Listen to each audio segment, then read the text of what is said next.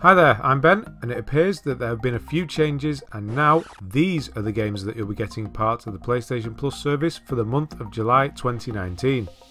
PES 2019 is out, and Detroit Become Human Digital Deluxe Edition is in.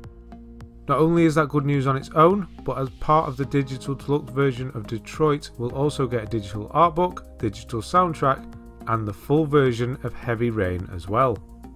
Who says complaining doesn't do any good? There are a few exceptions I'll just mention quickly. If you're in Q8, you won't get Detroit, you'll get Hidden Agenda instead. And if you're in Bahrain, Lebanon, Oman, Qatar, Saudi Arabia or the United Arab Emirates, you won't get Heavy Rain as an extra, but Beyond Two Souls instead. Okay, so let's take a look at the trophies for the newly revised list of games we'll be getting. Quick note, I won't cover Beyond Two Souls in this video as most of the world got that during May last year. First off, as I've just mentioned, we're getting Detroit Become Human. As I'm sure most of you are aware, this game is from the guys over at Quantum Dream. They're responsible for Beyond Two Souls and the groundbreaking Heavy Rain, which I'll cover shortly. All three of these games play very similarly, but I think Detroit does it the best. I think you either love the story-driven narrative and stripped-back gameplay of these games, or you just don't get it. Personally, I love them.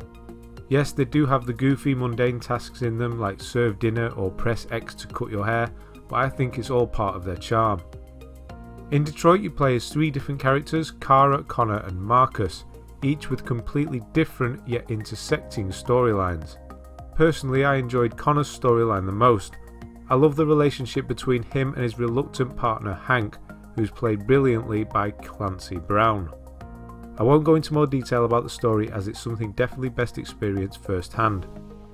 Now, I have played Detroit myself recently, which was for an upcoming video I'll be making, and I can say it's probably a very divisive platinum.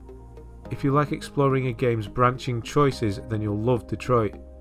If not, then you may find it a bit boring and tedious, as you will have to play it 2 and a bit times. There are a bunch of missable trophies, and the collectibles, which are magazines found throughout the game, change depending on your choices, a feature I actually really liked. I would definitely recommend looking up a guide for this one. Unfortunately, I never made one, but I was thinking of doing a platinum playthrough. If anyone's interested in that, please let me know and I'll look into it. As there is very little actual gameplay in these games, Detroit is a very easy platinum, but be prepared to spend a lot of time with it. Next up is a bonus game that comes free with a previous game, and that's Heavy Rain. Weirdly, a game that is no longer a PlayStation exclusive, as it's now available on the PC as well. I will admit it's been a long time since I played Heavy Rain. I played it on the PS3 nearly 10 years ago, so my memory of it has definitely faded. The main things I do remember are all spoilers, so I think it's just best if I don't mention anything to do with the story really. Just know that there are lots of twists and turns that you won't see coming. For that reason, I recommend playing this game without a guide for the first time. If you're going for the platinum for this game, which I urge you to do, you will definitely need to use a guide. There are lots of different choices and endings, and I do remember it being quite complicated. None of the trophies are missable though, as you can use chapter select, which is something I always love being able to do. And finally this month is a game that hasn't changed from last week's announcement, and that's Horizon Chase Turbo. As I have taken last week's video down, I will just quickly go through it again for anyone who missed the original video. Horizon Chase Turbo is a retro-inspired racing game. If you look back on games like Top Gear, Turbo or even Hang On fondly, then this game is for you. I personally never really liked the racing games of the 80s and early 90s that used this style of gameplay. I just found them kind of boring, to be honest.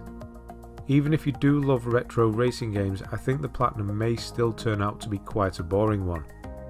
You're going to have to play this game for roughly 35 hours. There are some open world adventure games that don't take that long.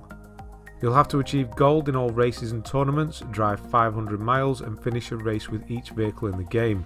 The standard sort of racing game fare really. If you do decide to go for this platinum, I wish you good luck.